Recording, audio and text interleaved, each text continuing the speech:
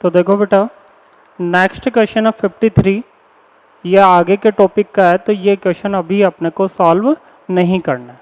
उसके बाद है क्वेश्चन नंबर 55। तो क्वेश्चन नंबर 55 क्या है? If the first order reaction involve gaseous reactant and gaseous product, the unit of its rate are. ठीक है, इट मीन्स गैसियस रिएक्शन के लिए unit of rate of reaction क्या होगी? तो ये अपन ने देखा था, rate of reaction is equal to क्या होगा? DP by d for gaseous reaction. ठीक है, मतलब सांद्रता में परिवर्तन, sorry, changes in pressure upon time, दाब में परिवर्तन बटे हुए समय। तो यूनिट क्या हो जाएगी? एटीएम पर सेकंड। तो ये ऑप्शन नंबर थर्ड आपका राइट हो जाएगा। उसके बाद बात करें question number 57, the unit for the rate constant of first order reaction. तो के लिए के की यूनिट क्या होगी? रेट कांस्टेंट की यूनिट फर्स्ट ऑर्डर के लिए सेकंड इनवर्स। उसके बाद क्वेश्चन नंबर 58 क्या कह रहे हैं? The rate constant of first order reaction is 4 into 10⁻³ second. तो क्वेश्चन नंबर 58 अपना 58। तो क्वेश्चन नंबर 58 है, the rate constant of first order reaction is, तो K is equal to 4 into 10⁻³ 4 into 10⁻³ second inverse. तो ऑर्डर कितना होगा? Order होगा 1। तो इसका ऑर्डर हो गया अपने पास 1। ठीक, at a reactant concentration of 0.02 m the rate of reaction would be. ठीक है, ये कह रहा है कि कॉन्सेंट्रेशन ऑफ रिएक्टेंट ये है अपने पास कितनी? 0.02 m, और अपना फाइंड क्या करना है? रेट ऑफ रिएक्शन, ये अपने को फाइंड करना है। तो के की वैल्यू दे दिया, ऑर्डर दे दिया और कॉन्सेंट्रेशन दे दिया, और अपने को फाइंड करना है रेट ऑफ रिएक्शन। तो यहां पर रेट इक्वेशन क्या होगी अपने पास? ROR is equal to K concentration of reactant इसकी पावर 1। ठीक है, अब इनकी वैल्यू पुट कर दो और कैलकुलेट कर लो। तो वैल्यू पुट करने पर 4 इंटू 10⁻³ इंटू, इसको क्या लिख सकते हो? 2 इंटू 10⁻²। तो कितना हो गया ये? 8। तो 8 इंटू 10⁻⁵,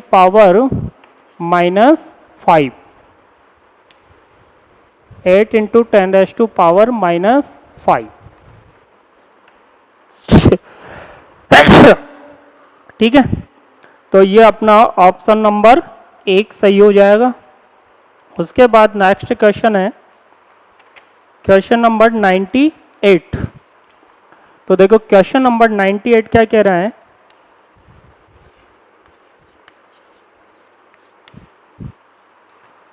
एक रिएक्शन अपने पास for a reaction A2B2 product, if it is found that the order of A is 1 and order of B is half.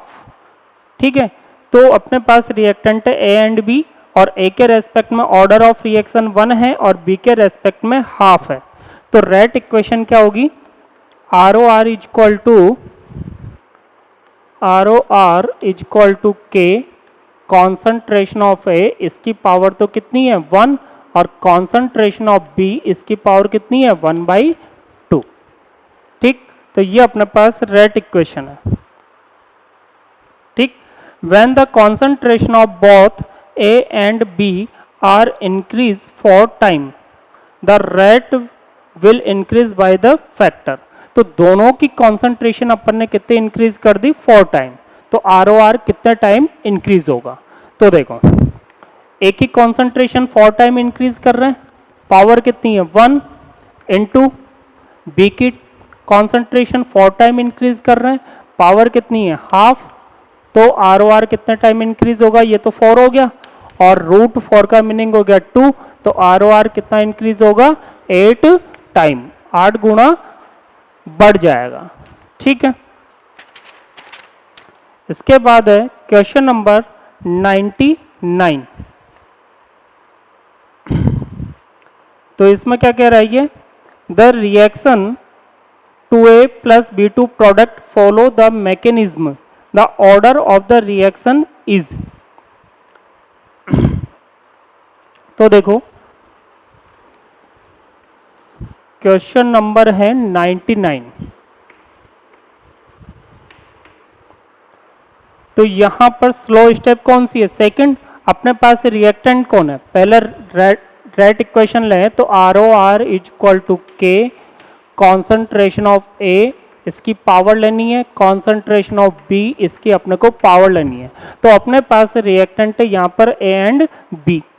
ठीक है, अब इसमें स्लो स्टेप कौन सी है, सेकंड। तो सेकंड में देखो, सेकंड में क्या दे रखा अपने को, A2 प्लस B2 प्रोडक्ट। तो A2 प्लस B2 प्रोडक्ट, तो यहां से rate of reaction is equal to क्या होगा, K कॉन्सेंट्रेशन ऑफ A2 और पावर 1, और यहां पर है कॉन्सेंट्रेशन ऑफ B। तो B तो अपना क्या है, रिएक्टेंट। इट मींस A2 की जगह क्या आना चाहिए, A2 की जगह क्या आना चाहिए, A। तो इससे जस्ट ऊपर वाले स्टेप अपनी, तो ऊपर वाले स्टेप में देखो 2A से क्या फॉर्म हो रहा है, A2। तो A2 की जगह क्या लिख सकते हो आप, 2A से फॉर्म हो रहा है अपना A2।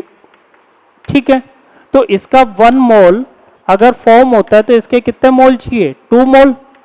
ठीक है, तो कॉन्सेंट्रेशन ऑफ A2 की जगह क्या लिखोगे, is equal to concentration of A की पावर 2। ये जो इसका स्टाइकियोमेट्रिक फैक्टर होगा वो कहां चला जाएगा, पावर में। मैकेनिज्म में स्टाइकियोमेट्रिक फैक्टर कहां चला जाता है, पावर में। तो R O R is equal to K, इसकी जगह क्या लिखा अपन ने, कॉन्सेंट्रेशन ऑफ ए, इसकी पावर 2, और कॉन्सेंट्रेशन ऑफ बी, इसकी पावर 1। तो यहां पावर हो गई 2 और यहां पावर मिली अपने को 1। अब ये क्या पूछ रहा है, ऑर्डर ऑफ द रिएक्शन। तो ऑर्डर ऑफ द रिएक्शन कितना हो गया, 2 प्लस 1 इज इक्वल टू 3। तो यहां पर ऑर्डर मिला अपने को 3। ठीक है, नेक्स्ट क्वेश्चन है क्वेश्चन नंबर 100। तो देखो क्वेश्चन नंबर 100 क्या है, the half life, no, a reaction is found to have the rate constant x second inverse. ठीक, तो k is equal to x second inverse. तो देखो यहां पर यूनिट क्या है अपनी, second inverse. It means order कितना हो गया, 1। सिंगल ऑर्डर रिएक्शन है या फर्स्ट ऑर्डर रिएक्शन है। By what factor the rate is increase if initial concentration of A is triple. तो यहां से अपने को पता लग गया कि ये फर्स्ट ऑर्डर रिएक्शन है। इट मींस रेट इक्वेशन क्या होगी अपनी, R O R is equal to K concentration of reactant, इसकी पावर 1। अब ये कह रहा है कि triple, it means concentration of reactant कितना कर दो, 3 टाइम। तो रेट ऑफ रिएक्शन कितने टाइम इंक्रीज होगी, वही 3 टाइम। तो R O R 3 time increase होगी क्योंकि ऑर्डर कितना है, 1। ठीक, इसके बाद नेक्स्ट क्वेश्चन है 103। तो ये 103 आपके मैकेनिज्म का क्वेश्चन है।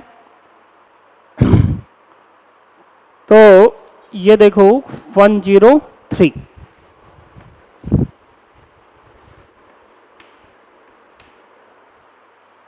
तो यहां पर रिएक्टेंट कौन है, नाइट्रिक ऑक्साइड और फ्लोरीन। ठीक है, इसमें ऊपर वाली रिएक्शन तो क्या है, फास्ट, और नीचे वाली क्या है, स्लो। ठीक है, तो यहां पर देखो स्लो रिएक्शन कौन सी है, सेकंड वाली। तो सेकंड वाली स्लो रिएक्शन है, तो रेट इक्वेशन क्या मिलेगी अपने को, rate of reaction is equal to K reactant कौन है, NOF2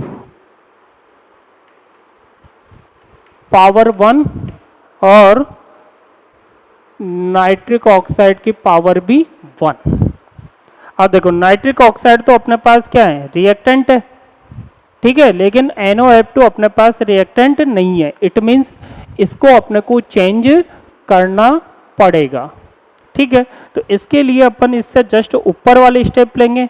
तो इसके ऊपर वाले स्टेप में देखो NOF2 1 मोल है और इसमें भी NOF2 कितना है, 1 मोल, ठीक है। तो 1 मोल NOF2 के लिए 1 मोल नाइट्रिक ऑक्साइड और 1 मोल ही क्या चाहिए, फ्लोरीन।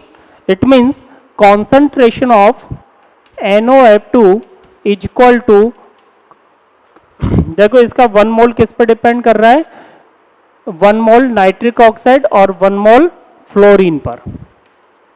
मतलब इसके 1 मोल के लिए अपन क्या लिखेंगे, इसको 1, इससे ऊपर वाले स्टेप में क्या है अपने पास, नाइट्रिक ऑक्साइड और फ्लोरीन, इसका स्टोइकियोमेट्रिक फैक्टर कितना है 1 और फ्लोरीन का भी कितना है 1। तो इसकी जगह क्या पुट कर देंगे अपन, ये। तो जब इसकी जगह अपन ये पुट करेंगे तो यहां पर नाइट्रिक ऑक्साइड की पावर तो कितनी हो जाएगी, 2। तो ROR is equal to K, concentration of nitric oxide, ये पावर हो गई 2 और क्या मिलेगा अपने को, F2, कॉन्सेंट्रेशन ऑफ F2।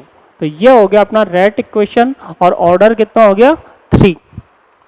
इसके बाद देखो नेक्स्ट क्वेश्चन अपने पास 1 2 3। तो इक्वेशन है 4A plus B2 1 2 3, 4A plus B2 2C plus 2D। अब इसमें अपने को रिलेशन देखना है। तो देखो ये मॉल कॉन्सेप्ट से सॉल्व कर सकते हो कि इसका 4 मोल रिएक्ट करेगा और इसका 1 मोल रिएक्ट करेगा, तो ये 2 मोल फॉर्म होगा और ये भी आपका 2 मोल फॉर्म होगा, ठीक है। तो रिलेशन अपने को किसी भी प्रकार से दे सकता है कि इसके कॉन्सेंट्रेशन या इसके डिसोसिएशन की रेट, इसके डिसोसिएशन रेट का, इसके रेट ऑफ डिसोसिएशन, इसकी रेट ऑफ डिसोसिएशन, इसकी रेट ऑफ डिसोसिएशन में क्या रिलेशन हो जाएगा कि A equal to 4 into B. ये ऑप्शन अपने को दिया हुआ हो सकता है, या इसमें और इसमें रिलेशन लो तो formation rate of A equal to कितना हो जाएगा, ट्वाइस ऑफ C, ठीक है। और यही रिलेशन किस में आएगा, ट्वाइस ऑफ D में, ठीक है। और C और D में रिलेशन पूछे तो C और D दोनों में क्या है अपने पास, दोनों के मोल क्या है, इक्वल। तो दोनों के फॉर्मेशन रेट क्या है, इक्वल। और B और C में पूछे तो क्या आएगा, rate of formation of C is equal to 2 into rate of dissociation of B। और इसमें रिलेशन पूछे तो क्या मिलेगा अपने को, rate of dissociation of A is equal to twice of rate of dissociation of C, या 2 इंटू C, ठीक है। तो इसमें से जो भी ऑप्शन है वो आपको सेलेक्ट करना है, ठीक। इसके बाद लास्ट क्वेश्चन अपना ethyl acetate plus sodium hydroxide to sodium acetate plus ethanol, ये अपने पास रिएक्शन है, ठीक है। अब ऑप्शन क्या है, बाई मॉलिक्यूलर रिएक्शन। तो क्या ये बाई मॉलिक्यूलर रिएक्शन है, देखो क्वेश्चन नंबर 1 2 5, रिएक्शन क्या है, ethyl acetate plus sodium hydroxide to, product क्या फॉर्म हो रहा है यहां पर, सोडियम एसीटेट प्लस इथेनॉल, ये अपने पास रिएक्शन है, ठीक है। अब अपने को बतानी है इसकी मॉलिक्युलरिटी एंड ऑर्डर। तो फर्स्ट ऑप्शन है by molecular reaction, it means इसकी मॉलिक्युलरिटी कितनी है, इसकी मॉलिक्युलरिटी देखो यहां पर इसका स्टोइकियोमेट्रिक फैक्टर कितना है 1 और इसका भी कितना है 1, तो 1 plus 1 is equal to 2।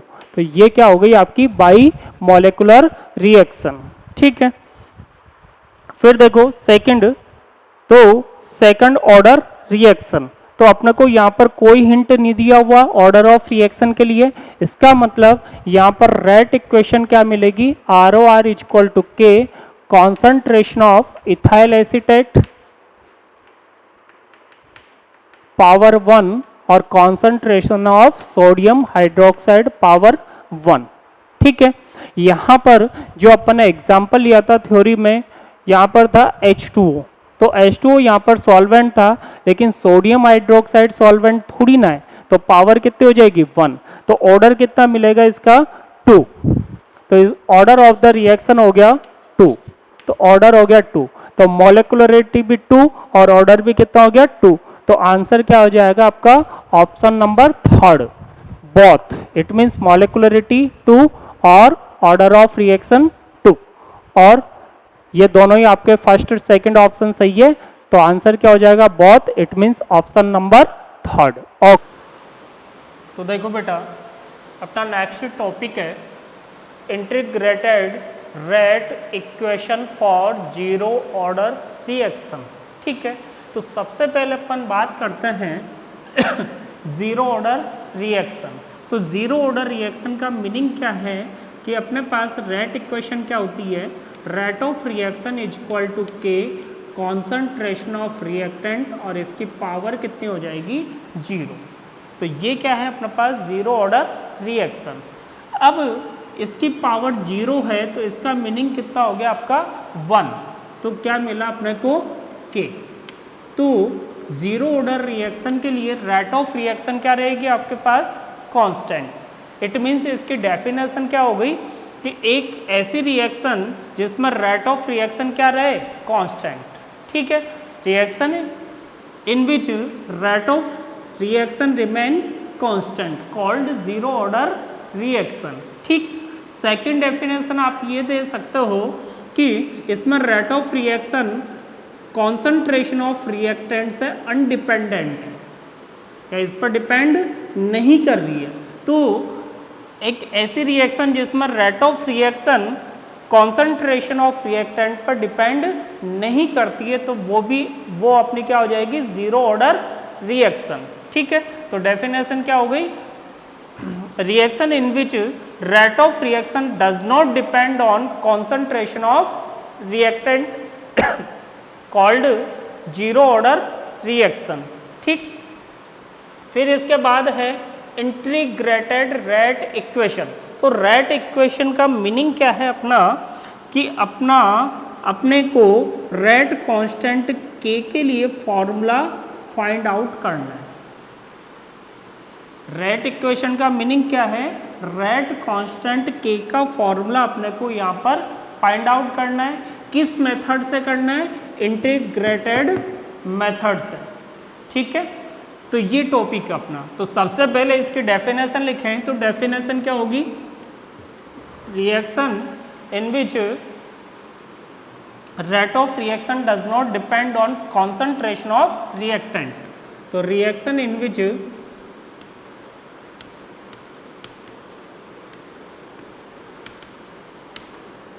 rate of reaction does not depend on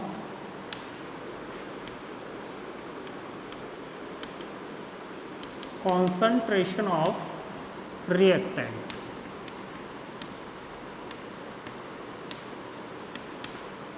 called zero order reaction.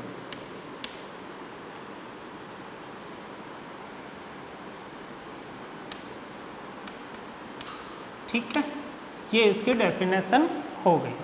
अब अपने को यहाँ पर निकालना है रेट इक्वेशन। तो रेट इक्वेशन के लिए अपन बात करें तो अपने पास रिएक्शन है रिएक्टेंट टू प्रोडक्ट। रिएक्शन क्या है, रिएक्टेंट टू प्रोडक्ट।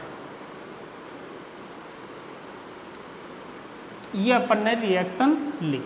ठीक, अब बात करें t is equal to 0 time पर, t is equal to zero time. तो zero time it means initial time. तो इसकी कॉन्सेंट्रेशन ली अपन ने ए और प्रोडक्ट की कॉन्सेंट्रेशन कितनी, 0। ये रिएक्शन स्टार्ट नहीं हुई इसलिए प्रोडक्ट की रिएक्शन कितनी है, 0। ठीक है, ए टू टी टाइम। तो टी टाइम पर कॉन्सेंट्रेशन की बात करें तो अपन ने ये माना कि रिएक्टेंट के एक्स मोल किस में कन्वर्ट हो गए, प्रोडक्ट में। तो रिएक्टेंट की कॉन्सेंट्रेशन कितनी बची अपने पास, ए माइनस एक्स, और प्रोडक्ट की कितनी हो गई, एक्स।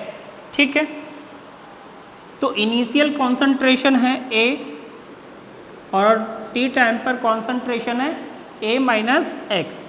तो इनिशियल कॉन्सेंट्रेशन को अपन सी नोड से भी रिप्रेजेंट कर सकते हैं और कॉन्सेंट्रेशन एट टी टाइम इसको सी टी से भी रिप्रेजेंट कर सकते हैं। सी का मीनिंग कॉन्सेंट्रेशन और नीचे क्या है, टाइम, 0 टाइम और टी टाइम। ठीक, अब यहाँ पर बात करें रेट ऑफ रिएक्शन की, तो रेट ऑफ रिएक्शन क्या होगी, rate of reaction is equal to, अपने पास रेट ऑफ रिएक्शन निकालने के दो मेथड है, एक तो डिफरेंशिएशन मेथड और एक है अपने पास रेट इक्वेशन। ठीक है, तो डिफरेंशिएशन मेथड से रेट ऑफ रिएक्शन क्या होगी, minus d concentration of reactant upon d t is equal to plus d concentration of product upon d t is equal to K concentration of reactant और power कितनी हो गई, 0। अब ये power 0 है, इसका मीनिंग यहाँ पर क्या मिल गया, के। तो यहाँ से अपने पास क्या मिला कि रेट ऑफ रिएक्शन क्या है, कांस्टेंट। जीरो ऑर्डर रिएक्शन में रेट ऑफ रिएक्शन क्या है अपने पास, कांस्टेंट। अब देखो आगे अपने को इंटीग्रेटेड मेथड से रेट इक्वेशन फाइंड करनी है, तो आप इन दोनों में से दोनों की वैल्यू इक्वल है, तो ये वाली स्टेप भी ले सकते हो और ये वाली स्टेप भी यहाँ पर ले सकते हो। और क्या लेना अपने को, इज इक्वल टू के। ठीक है, तो मैंने ये वाली स्टेप ली तो ये मिला अपने को minus T R by d t is equal to K. अब कॉन्सेंट्रेशन ऑफ रिएक्टेंट की वैल्यू यहाँ पर पुट करें तो concentration of reactant at T time ये कितनी है अपने पास, a माइनस एक्स। तो ये वैल्यू अपन ने पुट करी तो minus d A minus X by d t is equal to K. ठीक है, अब देखो कि ये जो a है ये अपने पास एक कांस्टेंट वैल्यू है, तो इसका डिफरेंशिएशन कितना होगा, 0। और फिर क्या बच रहा है अपने पास, माइनस एक्स। माइनस बाहर निकलेगा तो यहाँ पर क्या हो जाएगा, प्लस। तो कितना हो गया ये अपने पास, dx by d t, dx by d t is equal to K. अगर अपन ये वाले स्टेप लेते हैं तो यहाँ पर क्या था अपने पास, कॉन्सेंट्रेशन ऑफ प्रोडक्ट। तो कॉन्सेंट्रेशन ऑफ प्रोडक्ट कितना, x। तो यहाँ पर इसकी वैल्यू पुट करते तो सीधा अपने को क्या मिलता, dx by d t is equal to K. ठीक, तो दोनों ही स्टेप में कोई सी भी स्टेप यहाँ पर ले सकते हो। ठीक, तो देखो बेटा अपने पास जीरो ऑर्डर रिएक्शन के लिए रेट ऑफ रिएक्शन क्या है, कांस्टेंट। ठीक है, अब अपन यहाँ पर इन दोनों की वैल्यू क्या है, सेम है, तो ये वाली स्टेप भी ले सकते हो और ये वाली स्टेप भी ले सकते हो, इज इक्वल टू के। जैसे मैंने यहाँ पर लिया minus d R by d t minus d concentration of reactant by d t is equal to K. ठीक है, अब कॉन्सेंट्रेशन ऑफ रिएक्टेंट इसकी वैल्यू कितनी है, a माइनस एक्स। तो ये वैल्यू मैंने पुट करी तो minus d A minus X by d t is equal to K. ठीक, अब a क्या है अपने पास, एक कांस्टेंट वैल्यू है जिसका डिफरेंशिएशन कितना होगा, 0। और फिर क्या बचेगा माइनस एक्स, तो माइनस बाहर आएगा तो प्लस, तो ऊपर क्या बचा dx और नीचे dt, तो plus dx by dt is equal to K. ठीक है, अगर ये वाले स्टेप लेते हैं तो यहाँ पर क्या है अपने पास कॉन्सेंट्रेशन ऑफ प्रोडक्ट, तो इसकी वैल्यू कितनी है अपने पास x, तो कितना हो जाता है direct dx by dt is equal to K. ठीक, तो इसको क्या लिख सकते हैं अपन dx is equal to K dt। ठीक है, अब इसका करना अपने को इंटीग्रेशन, तो dx इज इक्वल टू के अपना कांस्टेंट है और dt का लेंगे इंटीग्रेशन, तो यहाँ पर लिमिट क्या होगी देखो, जीरो टाइम पर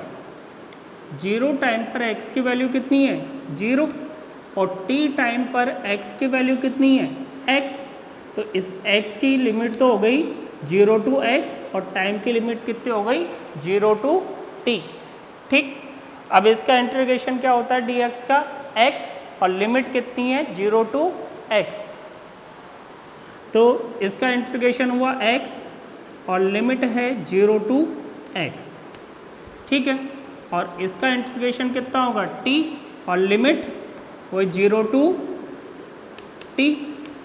अब लिमिट कैसे अप्लाई करता है, upper limit minus lower limit, तो x की जगह x पुट करोगे माइनस x की जगह 0 पुट करोगे तो कितना मिलेगा अपने को x इज इक्वल टू के, t की जगह t पुट करोगे फिर t की जगह 0 पुट करोगे तो कितना मिलेगा t, तो x इज इक्वल टू के टी।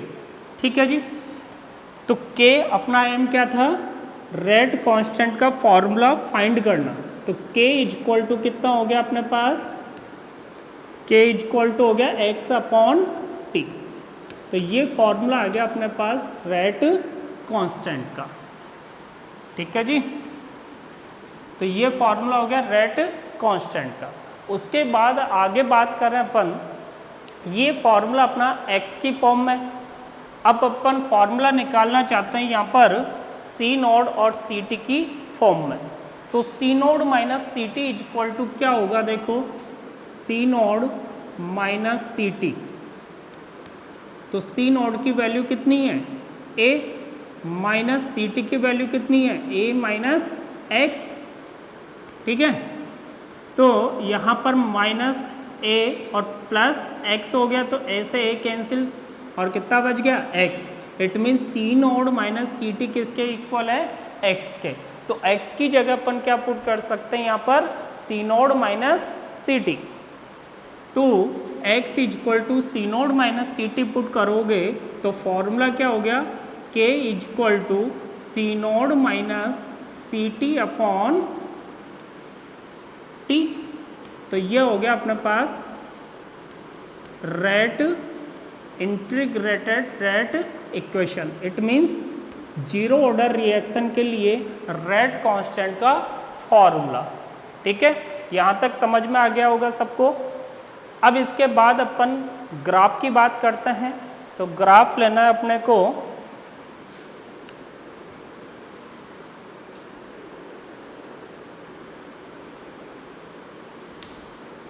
रेट ऑफ रिएक्शन और कॉन्सेंट्रेशन ऑफ रिएक्टेंट। ठीक है, एक तो rate of reaction versus concentration of reactant, second graph अपने को लेना है यहाँ पर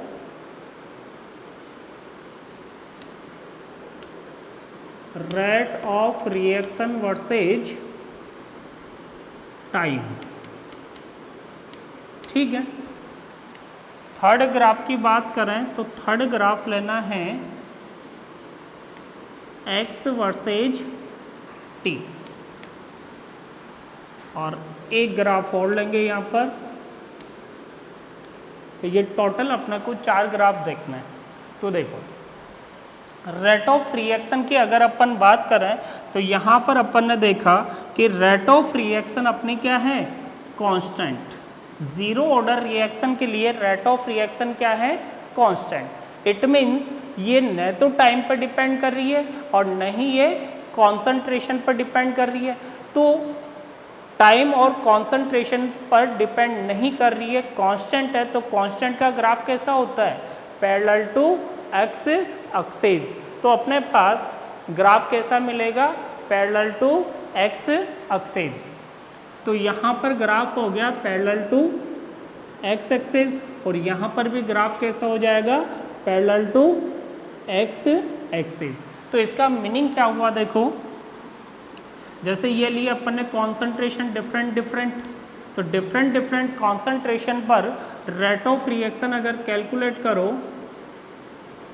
तो देखो यहाँ पर रेट ऑफ रिएक्शन कितनी आ रही है, इतनी, जो भी वैल्यू होगी एक्स वाई जेड, और कॉन्सेंट्रेशन जब इतनी है तो रेट ऑफ रिएक्शन कितनी आ रही है, यहाँ पे भी इतनी आ रही है और यहाँ पे भी रेट ऑफ रिएक्शन आपकी उतनी आ रही है। इसका मीनिंग क्या हुआ कि कॉन्सेंट्रेशन आप कितनी भी लो, रेट ऑफ रिएक्शन आपकी क्या है, कांस्टेंट। सेम इसी टाइप से टाइम की बात करें तो देखो इस टाइम पर रेट ऑफ रिएक्शन अपनी कितनी है, इतनी, और इस टाइम पर लोगे तब भी रेट ऑफ रिएक्शन की वैल्यू कितनी मिलेगी, उतनी मिलेगी, और इस वाले टाइम पे भी अपने को रेट ऑफ रिएक्शन की वैल्यू उतनी ही मिलेगी। ठीक है, it means rate of reaction does not depend on the concentration of reactant and time. Next graph की बात करें तो अपने पास इक्वेशन है x इज इक्वल टू के टी। इक्वेशन क्या है, x इज इक्वल टू के टी। तो इसको कैसे लिख सकते हैं अपन, x प्रोपोर्शनल टू t, इसको ये लिख सकते हैं x प्रोपोर्शनल टू t। तो प्रोपोर्शनल का ग्राफ कैसा होता है अपना, स्ट्रेट लाइन, और स्ट्रेट लाइन कहाँ से निकलेगी, ओरिजिन से, ये वाला ग्राफ हो जाएगा।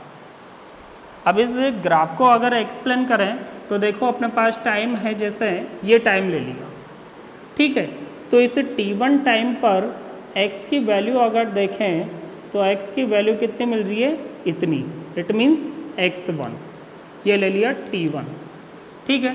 t2 टाइम पर x की वैल्यू देखें तो x की वैल्यू मिल रही है अपने को इतनी, इट मीन्स x2, ये t2 टाइम। t3 टाइम की बात करें तो t3 टाइम पर x की वैल्यू मिल रही है अपने को इतनी, इट मीन्स x3, ठीक है। तो इसका मीनिंग क्या हुआ कि जैसे जैसे टाइम इंक्रीज हो रहा है वैसे वैसे x की वैल्यू क्या हो रही है, इंक्रीज हो रही है। इसका मतलब टाइम के साथ x की वैल्यू इंक्रीज होगी, और x क्या यहाँ पर concentration of product, it means जैसे जैसे रिएक्शन आगे प्रोसेस्ड होगी वैसे वैसे कॉन्सेंट्रेशन ऑफ प्रोडक्ट क्या होने लगेगी, इंक्रीज होने लगेगी, ठीक है। और नेक्स्ट ग्राफ की अपन बात करें तो अपने पास फॉर्मूला यहाँ पर k is equal to C naught minus C T upon T. तो फॉर्मूला है k is equal to C naught minus C T upon T. इस t को इधर मल्टीप्लाई कर दिया तो K T is equal to C naught minus C T. C T को इधर लो और के टी को उधर ले जाओ, तो ये हो गया C T is equal to minus K T plus C naught. ये इक्वेशन अपने को मिली। अब यहाँ पर जो अपने को ग्राफ लेना है वो लेना है एक तो सी टी वर्सेज टी, ये ग्राफ अपने को प्लॉट करना है। अब देखो कि ये जो फॉर्म है ये कैसी फॉर्म है, y is equal to M X plus C. तो स्ट्रेट लाइन इक्वेशन वाली फॉर्म है अपने पास, y एक्सिस पे सी टी ले रहे हैं, x एक्सिस पे टाइम ले रहे हैं, तो स्लोप कितना हो गया यहाँ पर, m की जगह कितना है माइनस के, तो स्लोप कितना हो गया माइनस के। और जो सी नोड है, सी नोड क्या है अपने पास, इनिशियल कॉन्सेंट्रेशन, जो क्या है कांस्टेंट, ठीक है। तो ग्राफ कैसा आएगा, स्ट्रेट लाइन। अब स्ट्रेट लाइन आएगा लेकिन यहाँ पर स्लोप कैसा है, नेगेटिव, इसलिए स्ट्रेट लाइन कैसी होगी, ऊपर से नीचे की ओर। तो ग्राफ कैसा हो जाएगा अपने पास, ऊपर से नीचे की ओर स्ट्रेट लाइन, और ये इंटरसेक्शन पॉइंट कितना हो गया, सी नोड, और स्लॉप कितना हो गया, स्लॉप हो गया यहाँ पर -k। ठीक है, तो यहाँ तक सबको समझ में आ गया होगा।